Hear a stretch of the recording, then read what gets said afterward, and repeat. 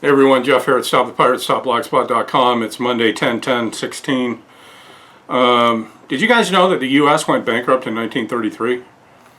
A lot of people don't know that. So 2 decades after the Federal Reserve was established in 1913, the U.S. became bankrupt. Wow. That's how long it took them to steal all the gold. So the bankruptcy was basically engineered by the bankers to enslave the American people with debt and destroy the freedom and sovereignty. The bankers also did this to many other countries. That's what they're doing around the world. That's what's going on. I mean, that's why they go into Iraq, because they got off the dollar. That's why they go into Syria and Afghanistan and Libya and all these countries. They need to set up their central banking system, put them into debt that they'll never pay back, and take over the whole world. That's basically the plan. So you're seeing it in our military. I'm going to say our military, but the military, the United States corporate military, the Army, Navy, Air Force, Marines, all of them. That's their mandate, is to protect the U.S. dollar, and that's what they do. So, I mean, let's not make any jokes about it, any mistakes about it, and kid ourselves that they're Islamic terrorists, because Islamic terrorists, ISIS and Al Qaeda and all these, their main base is in Langley, Virginia.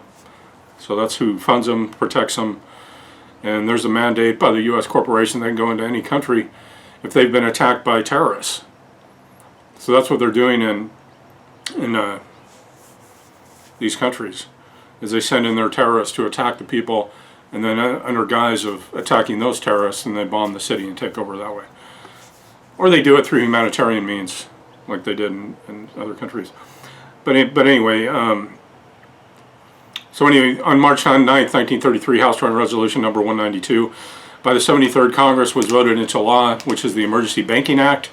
The act declared the Treasury of the United States bankrupt, which is an impossible feat since the U.S. Treasury was secretly closed by the Congress 12 years earlier in 1921. The Emergency Banking Act succeeded in abrogating America's gold standard and hypothecated all property found within the United States to the Board of Governors of the Federal Reserve Bank. Put everything up as collateral to take out loans against these people, even the people, even you and I. And they do that when you register your birth. Your mother signs as an informant on the certificate of live birth, and basically hands you over to the U.S. corporation.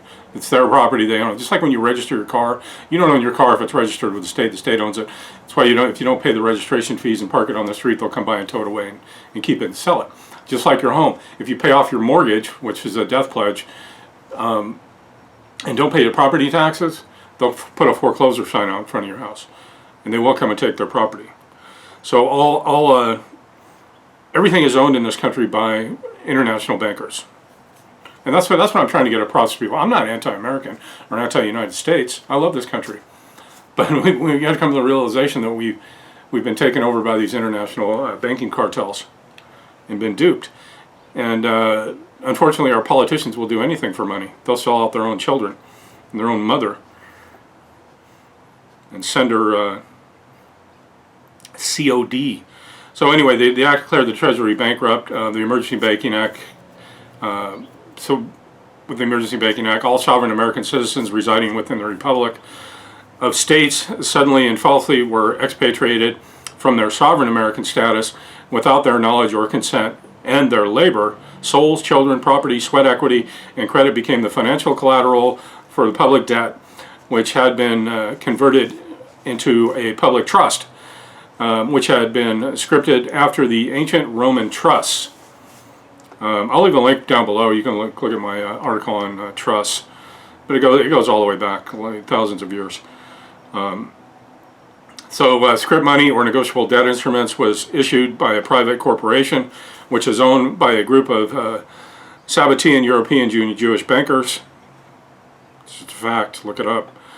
And which is known to everybody as the Federal Reserve System. These promissory notes, just to go back on that for just a quick second, because you are using these negotiable debt instruments, you're considered to be an expert on them. And when you go into court, you're considered to be an expert on trusts and negotiable instruments and all these things. That's why when people go into court, they have no fucking idea what's going on. Are you guilty or not guilty? But wait, aren't we innocent until proven guilty? No. When you're charged, you're guilty. It doesn't mean you did anything. It means you're going to pay. I've gone over that before. Gilded or not gilded. Do you understand the charge? It doesn't mean do you speak fucking English. It means do you stand under the charge? Lawyers have their own language, and we need to start learning what's going on in these in this system. So anyway, these promissory notes, called the Federal Reserve notes, and our future treatment by the U.S. government was to be redefined under the USC, which is United States Code Title 50, the Trading with the Enemy Act, in which American citizens are defined an enemy of their government. And this is the reason Lincoln's declaration of war is renewed yearly by Congress and by the President. Always. We're always under a war. War on drugs, war on poverty, war on cancer, war on terror, which is the never-ending one. So in the same year, President Roosevelt closed the Virginia Colony Corporation and opened a new government corporation called the United States Incorporated. So there you go. They won't teach any of this shit in high school or anything. If you're really interested in this kind of information, go to stopthepirates.blogspot.com. Thanks. Have a great day.